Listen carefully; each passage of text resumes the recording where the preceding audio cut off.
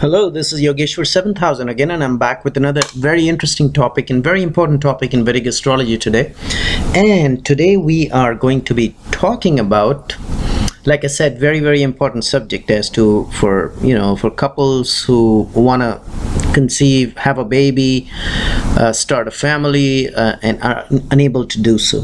Okay, and the ancient scriptures have given us very powerful, important tools as to figure out what would be the best time and where, or in other words, what's the best chance of a woman getting pregnant based on the gochara or transit of planets. Okay, so we are going to be talking about transits of planets as to which transit is going to be favorable for conception of a child. Okay, very important subject, because having children is extremely important to all of us, and a lot of couples are worried on account of this. So we'll discuss that, what the ancient scriptures have said. And by the way, once again, I'll remind you that all my videos are a direct reference to the ancient scriptures.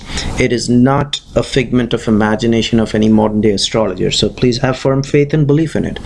And the second thing which I always remind is that don't jump to a conclusion based on just one shloka or one tool, because the entire chart has to be taken into consideration. A lot of people, when they hear what has been mentioned as per one tool given by one sage or one scholar, ancient scholar, and if that doesn't happen, then they start to doubt the wisdom of Vedic astrology. That's not true.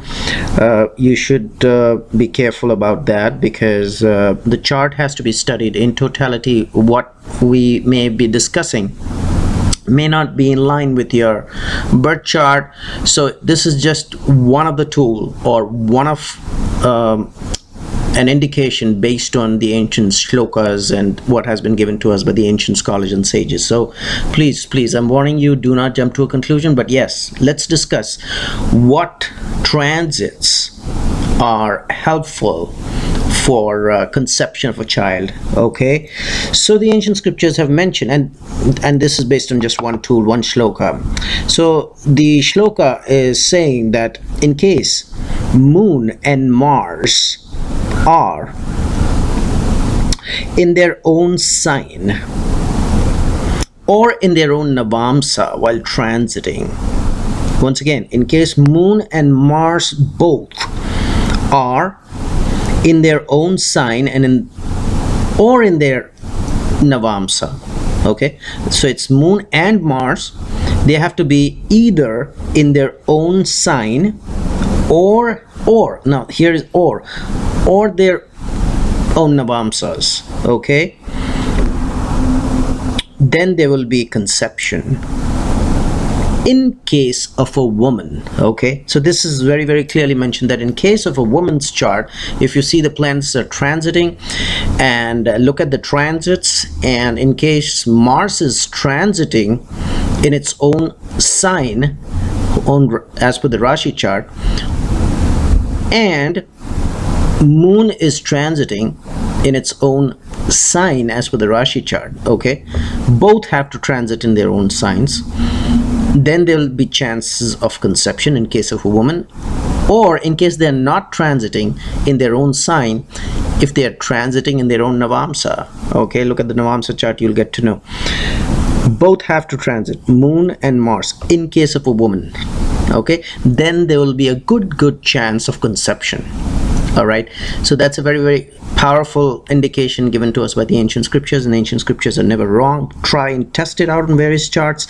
I've been testing it on charts, and so far I've got excellent results. So I'll recommend you should do it. Test it on your chart in case you need it, or test it on your people who come to you for professional astrologers. Test it out on your client's charts. Okay, now the shloka extends beyond this and says that in case Sun and Moon, just like we had Moon and Mars in a woman's chart, here the shloka extends and says that in case Sun and Venus, in case of a man's chart. So earlier we discussed a woman's chart, then here we are saying in case Sun and Venus, In case of a man's chart, transiting in their own sign, okay, then there'll be a conception. Okay, of course, a man is not going to conceive, his wife is going to conceive, but then there will be a good chance of conception. Okay, in case Sun and Venus both are transiting in their own sign.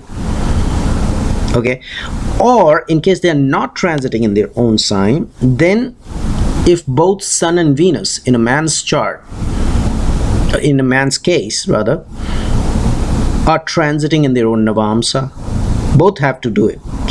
Okay, like Sun has to transit into Leo because Sun is ruling one zodiac sign only, and Venus could transit into either Taurus or Libra here, either in the Rashi chart own sign, or look at the Navamsa, they both are transiting in their own Navamsas. Okay, so Taurus or Libra for Venus, and Leo, of course, you know, since it rules over just one zodiac sign for Sun. Okay, then there will be a chance of a conception, but that's in case of a man. So in case that's a combination which is happening, you know, there's a very good chance of his wife conceiving.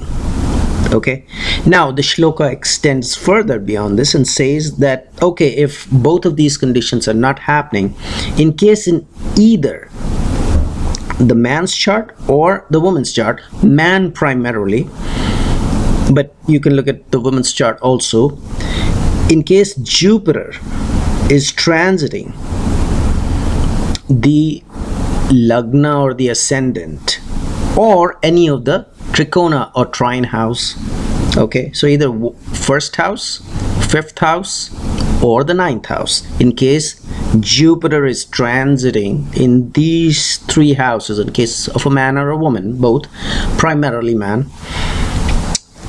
but you can look at the woman's as well, conception will take place.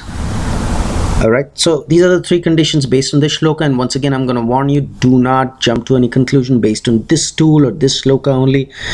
Look at, you know, there are several other, maybe hundreds, you know, of combinations of conceptions given to us by the different sages, different ancient scholars. I'm not talking about the recent scholars, because most of the things which I see on the internet or something published in books are a mixture, filtered knowledge.